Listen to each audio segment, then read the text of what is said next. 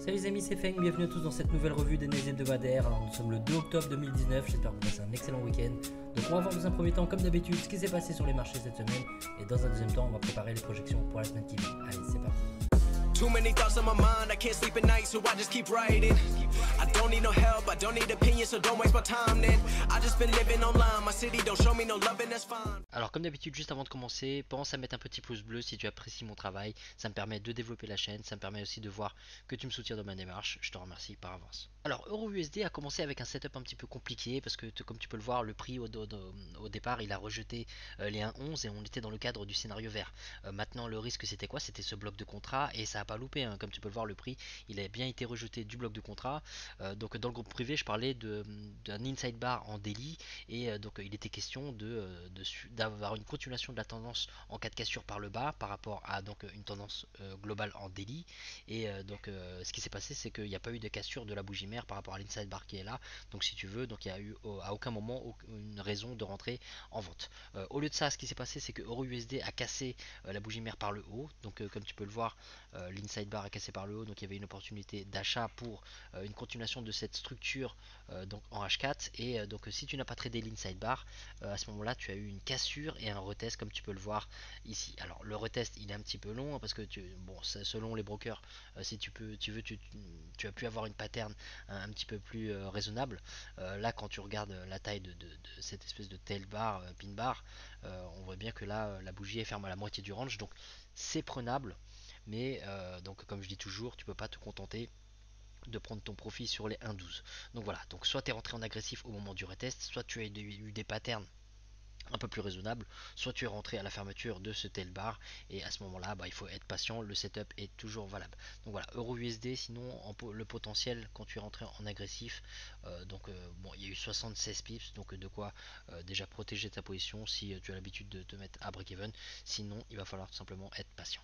Alors GBP USD c'était un petit peu plus compliqué, bon vu le contexte actuel on peut comprendre que c'est pas très stable, mais dans un premier temps si tu veux on avait des belles patterns de rejet par rapport au scénario bleu, on a eu les pin bars qui sont là, on a même un inside bar qui est là qui casse par le bas, donc tu vois il y a eu des signaux de vente par rapport à l'instinct d'un 29 et si tu as pris une perte par rapport au scénario bleu, c'est pas trop grave, hein. Bon après tu prends quand même des risques, hein, parce que tu le sais en ce moment avec GBP USD c'est pas évident, donc voilà le scénario bleu, les patterns sont là, on est bien sur une zone de valeur, donc possible de prendre une perte si tu as décidé de trader sur GBP USD ce scénario là. Ensuite donc le prix il casse les 1,29 et là on est dans le cadre du scénario orange et on a une cassure pour l'instant et pas de retest, donc on va attendre pour voir la semaine prochaine si on a un retest. UJ c'était magnifique cette semaine, on a vraiment eu des patterns très très clairs, donc tu vois dans un premier temps on a eu un premier rejet avec une belle englobante ici au niveau des 109, donc si tu es rentré là et il fallait tout simplement être patient, à un moment donné tu étais un petit peu en négatif mais tu vois ton stop loss s'il est au-dessus de l'instit intraday à 50, il n'y a pas de raison de t'inquiéter,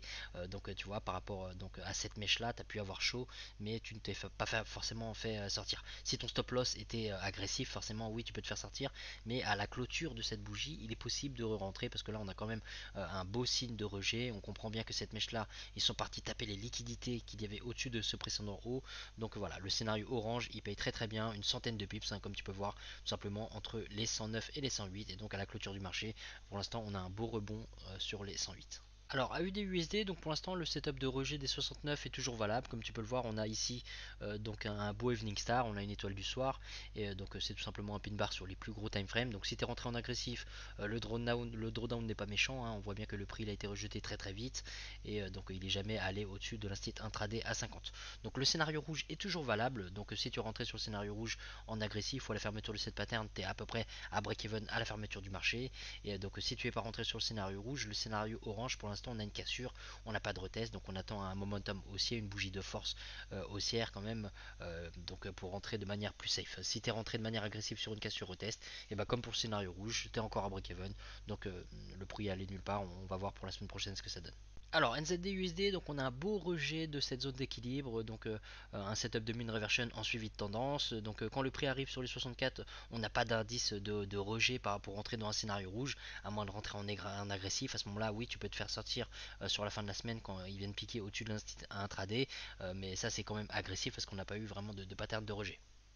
Si donc tu as été plus patient et que tu as constaté donc cette cassure, et bah si tu veux là on a eu vraiment une belle cassure, un beau retest et tu es donc à break-even voire légèrement en profit sur la fermeture du marché. On verra pour la semaine prochaine ce que ça donne. Alors USD4, donc magnifique setup de suivi de tendance par rapport à ce rejet de l'équilibre, ce rejet du bloc de contrat. Donc là vraiment on a de belles patterns hein, quand le prix est arrivé. Alors il y a eu une annonce économique qui a vraiment cassé l'instit des 1,31. Donc tu vois là on n'avait pas vraiment de raison de rentrer. Alors on avait quand même des petites patterns selon le broker sur lequel tu es. C'est possible que tu aies eu des raisons techniques de rentrer sur le scénario bleu turquoise. Donc à ce moment là tu te fais sortir, ton stop loss est là pour te faire perdre mais raisonnablement. Donc après ça on a la news qui fait décoller USD4 et là on arrive vraiment sur une très très belle zone de rejet des 1,32 et là si tu veux je surveillais cette zone de valeur très importante parce que là on a vraiment une confluence d'éléments au niveau des résistances par rapport au 1,32. On a l'instit, on a le bloc de contrat, on a la zone d'équilibre, on a bien l'équilibre qui pointe vers le bas donc on a un setup de mean reversion en suivi tendance. Donc là le prix maintient en dessous donc ça prouve que le setup est toujours valable. Tout peut se passer hein, le prix peut très bien casser tout ça et décoller mais pour l'instant tant que le prix continue de rejeter cette zone là le scénario de rejet est valable et si tu as pris donc agressivement la vente sur les 1,32 tu as eu à peu près une cinquantaine de pips de profit et là tu es à peu près à 40-50 pips de profit à la fermeture du marché. On verra pour la semaine prochaine ce que ça donne. Alors USD-CHF compliqué cette semaine, donc tu vois après la sortie du canal, on a maintenant donc un rejet de ce bloc de contrat, sauf qu'à un moment donné le prix donc la semaine dernière comme tu as pu voir il était au-dessus, il avait invalidé ce bloc de contrat, enfin on savait pas encore s'il l'invalidait, mais il perçait le bloc de contrat et on a eu des signes d'invalidation du bloc. Donc bon c'était pas sûr pour l'instant à l'ouverture du marché si tu veux, c'était pas encore sur nos zones de valeur et quand le prix est arrivé sur les 0,99 comme tu peux le voir on n'a pas réellement de pattern de rejet. Tout ce qu'on a eu c'est quoi? C'est le retour du bloc de contrat baissier pardon, avec cette belle pattern. Donc on a un pin bar baissier, un tel bar baissier avec une clôture en dessous des 0,99. Donc à ce moment là si tu veux c'était agressif de rentrer mais c'était possible. On est en dessous de l'équilibre, on est en dessous du bloc de contrat, on est en dessous de l'instit. Maintenant si tu suis le plan et que tu cherches donc une cassure retest avec le scénario vert, on a la cassure et le retest comme tu peux voir à quelques pips près. Il arrive au niveau de notre instit et il se retourne. Mais pour l'instant, bon, c'est pas encore perdu. Il est tout à fait possible que le prix vienne retester les 0,99 avant de chuter. Donc voilà, on va garder un œil sur ça pour la semaine prochaine. Alors on commence avec les projections et donc on débute avec EURUSD. Alors comme tu as pu le remarquer, le marché n'est pas tout à fait fermé. Je fais un petit peu donc en avance cette revue. Je suis en déplacement à Hong Kong et demain ça risque d'être un peu serré au niveau timing. Donc les projections partent du point là où est le prix au moment où j'enregistre cette vidéo, mais on est bientôt à la fermeture du marché donc logiquement ça devrait pas trop bouger. Donc voilà, donc surveille les 1,12, surveille donc les 1,11. On a pour l'instant donc un maintien de cette structure haussière en H4 et non donc la continuation de la structure en daily.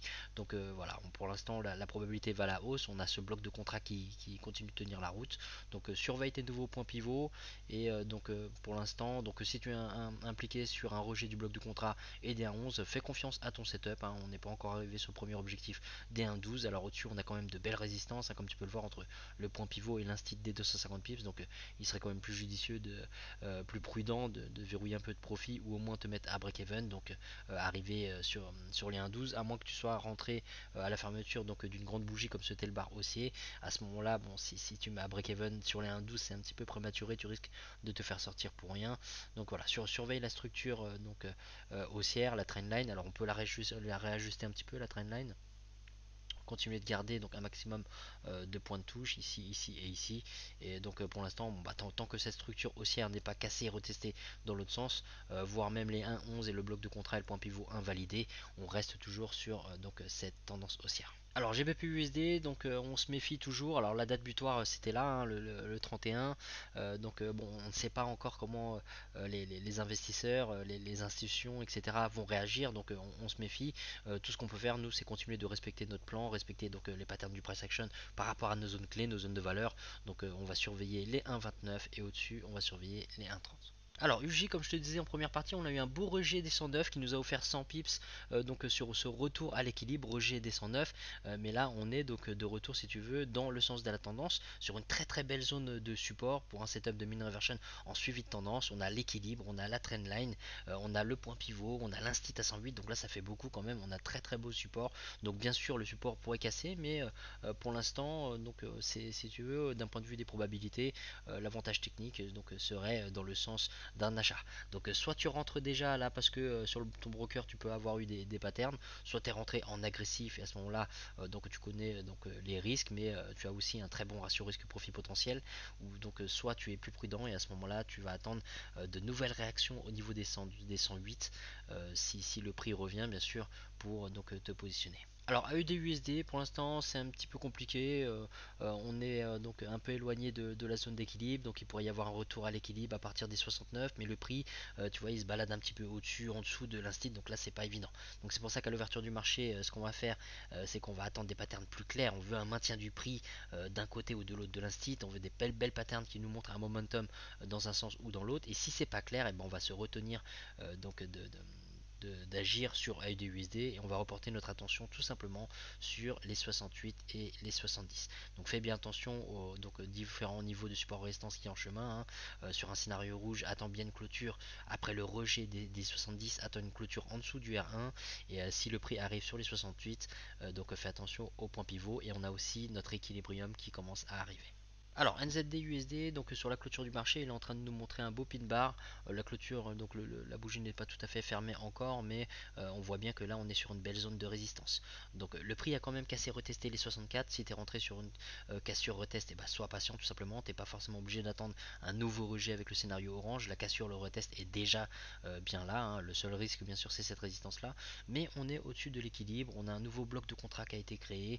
On a ce setup de mean reversion en suivi de tendance qui tient la route pour l'instant. Donc si tu es impliqué dans un achat, fais confiance tout simplement à ton trade. Sinon, sois patient et attends des patterns du price action sur les 65 ou les 64. Les 65, comme tu peux le voir, on a une belle zone ici entre l'instit des 500 pips et le point pivot R1 qui appuie. Et si tu prends un scénario bleu donc de cassure retest et que c'est propre, méfie-toi quand même, parce que là tu vois on a le point pivot, on a le bloc de contrat qui vient d'être créé par rapport à la news de la semaine dernière, et on a aussi la trendline. Donc là ça fait quand même beaucoup, sans oublier l'équilibre qui est toujours en chemin et qui risquerait aussi de te barrer la route.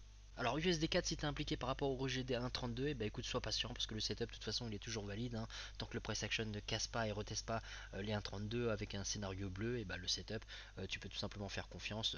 On a vraiment de belles résistances qui protègent notre trade, et donc on a les probabilités en notre faveur sur une vente. Alors bien sûr si tu n'es pas rentré sur les 1.32 ou sur une pattern plus proche des 1.32, méfie-toi parce que là on est quand même en plein milieu du range, hein. Donc là on a de beaux obstacles en chemin, sans oublier les gros poissons qui ont créé ce bloc de contrat la semaine dernière. Donc si le prix arrive sur les 1.31, si tu veux, bon le prix va pas forcément se renverser, mais on a quand même de belles probabilités de rebond, et si tu rentres tard par rapport à ce setup là, et bah, tu risques de te faire sortir assez vite, ou tu risques de ne pas pouvoir assumer un stop loss bien protégé derrière de belles barrières techniques. Donc voilà, sur USD4, soit tu es impliqué et à ce moment là tu fais confiance à ton trade, soit tu n'es pas impliqué et tu attends soit un nouveau rejet sur les 1.32, soit une cassure retest, ou soit tu patientes et tu attends que le prix arrive sur cette belle zone de support avec le bloc de contrat et l'instit à 1.31. Alors USD CHF c'est pas évident parce que là on est dans une zone très encombrée, hein. Tu vois le prix se balade autour de l'équilibre, l'équilibre il est plat, on n'a pas de tendance bien définie, hein. On voit bien cette consolidation du prix, on a ce rejet du bloc de contrat, on a pour l'instant un rejet aussi de l'équilibre, le prix est repassé en dessous des 0,99, donc pour l'instant on va surveiller cette belle zone de résistance entre le bloc de contrat, l'équilibre, le point pivot et l'instit à 99. Si on a un beau retest, à ce moment là on pourra se positionner.